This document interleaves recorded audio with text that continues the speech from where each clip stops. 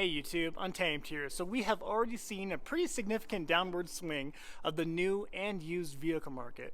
I would argue 2024, things are only going to get worse before they get better. So in this video, I'm going to highlight some details, facts, and stats that are pretty alarming. And I think they're really important to pay close attention to if you were considering to buy a vehicle. So at the end of this video, I'll present to you what I think would be the most appropriate time to actually purchase a vehicle if you've been on the fence.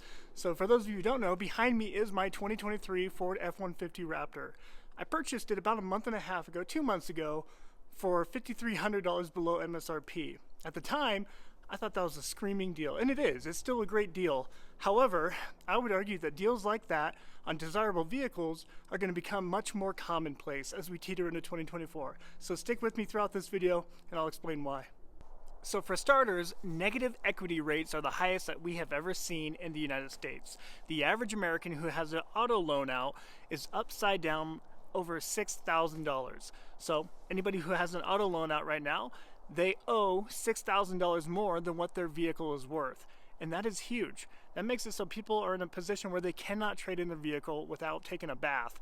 So that is pretty awful.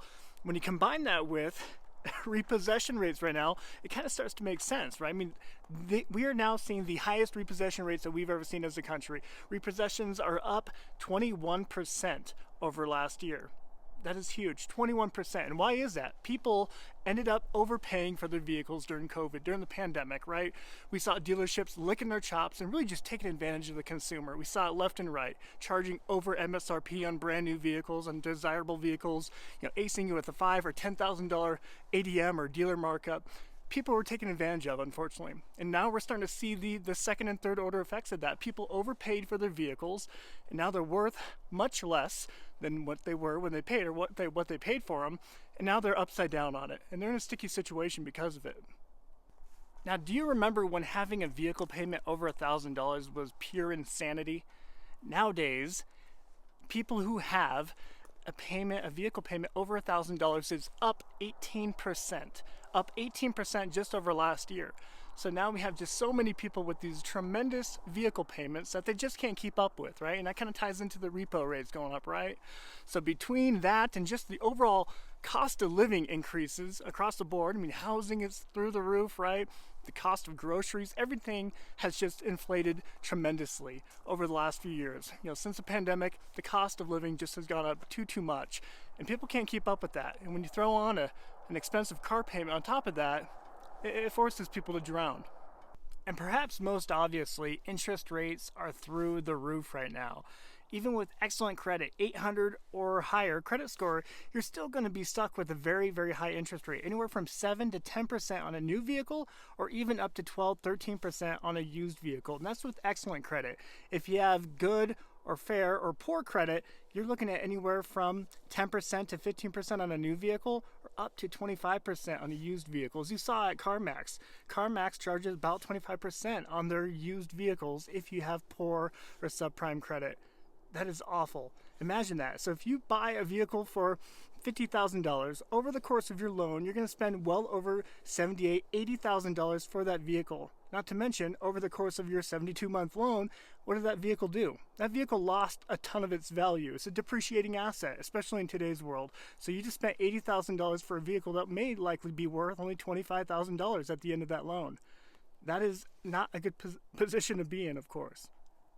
Now, an important note to consider is the average lot times, meaning how long does a vehicle actually sit on a dealership's lot before they sell. During the pandemic, during COVID, the average lot time across the board, across all vehicle manufacturers, was 3 to 7 days. That's why every time you went to a dealership, you'd be lucky to find available vehicles in general, let alone the vehicle that you're actually looking for. A lot of people kind of had a compromise during the pandemic, right? They kind of compromised on the color, the exact trim.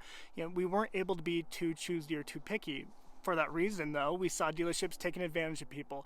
They knew when they got in a desirable vehicle like a TRD Pro model, they were quick to slap on a dealership markup.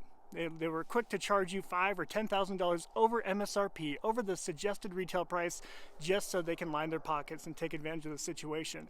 Fast forward to today, we're now seeing an average lot time of 70 to 80 days. It's actually ticked up just a little bit over the last month and a half, and we're going to continue to see that uptick throughout 2024, I would argue. So 70 to 80 days, that's how long any vehicle typically is sitting on a dealership lot. That's pretty wild.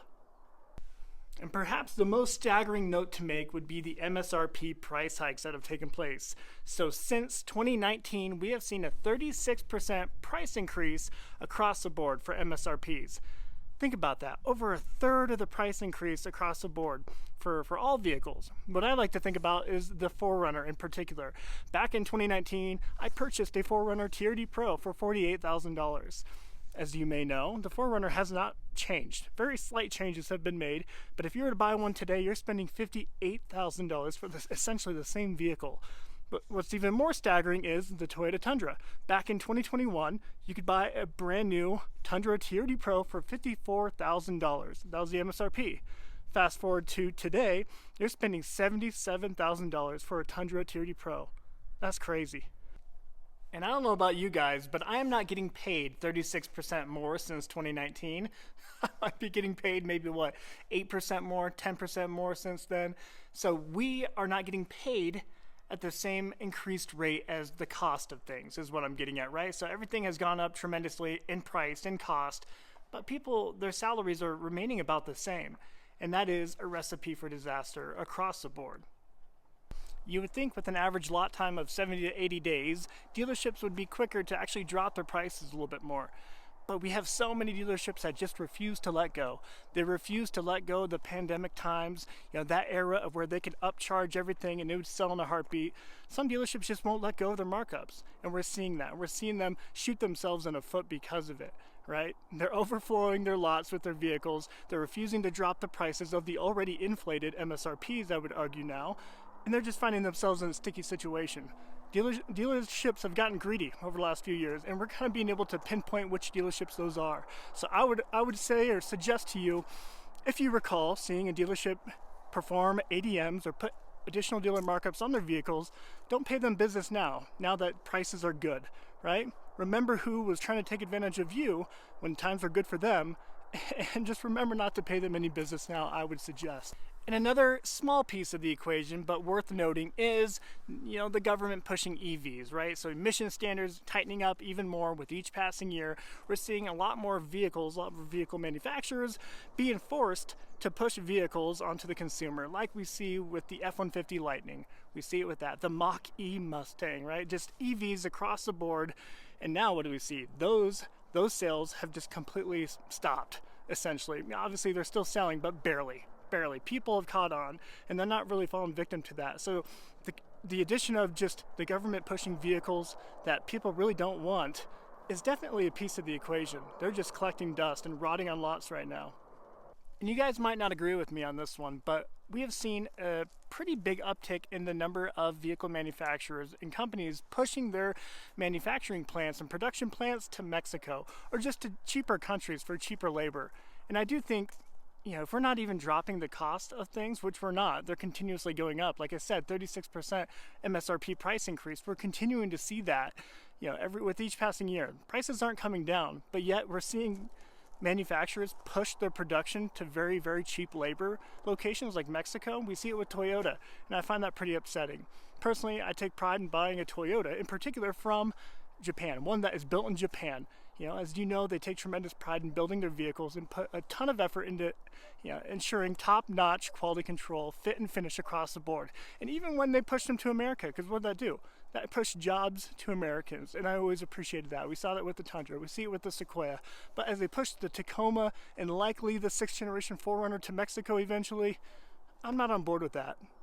So the huge uptick in loan defaults and repossession rates is a very clear indicator of the direction that we're going as a market, right? That we see for the used and new vehicle market right now. But an even clearer indication of the direction we're going is with the wholesale numbers. The number of vehicles that dealerships are selling off to auction right now, or wholesaling, is an even clearer indicator of what we're going to see in the next 60 to 90 days. So if you've been on the fence to buy a new vehicle, I would honestly argue that in the next 90 days or so would be the time to start looking, because historically speaking, we generally see the retail market, like what you see on dealership lots, lag behind wholesale, the wholesale market or auction market, about a quarter. So a quarter late to the scene, we will begin to see those huge drops in retail prices, I would argue. So about that April timeframe, April 2024, is when I would suggest you start kind of looking, because you will see a very notable drop in prices. I'm confident in saying that. So let me know what your thoughts are. Let me know if you think things are going to get better before they get worse, or if they're going to continue to get worse. I'd be really curious to know what your thoughts are on everything, on all this. So with that, I will wrap up the video, guys. If you haven't already considered liking and subscribing, I would really appreciate that at this point. If you found any kind of value in this type of video, and there will be much more content like this as we teeter into 2024. Appreciate you watching as always. Until next time.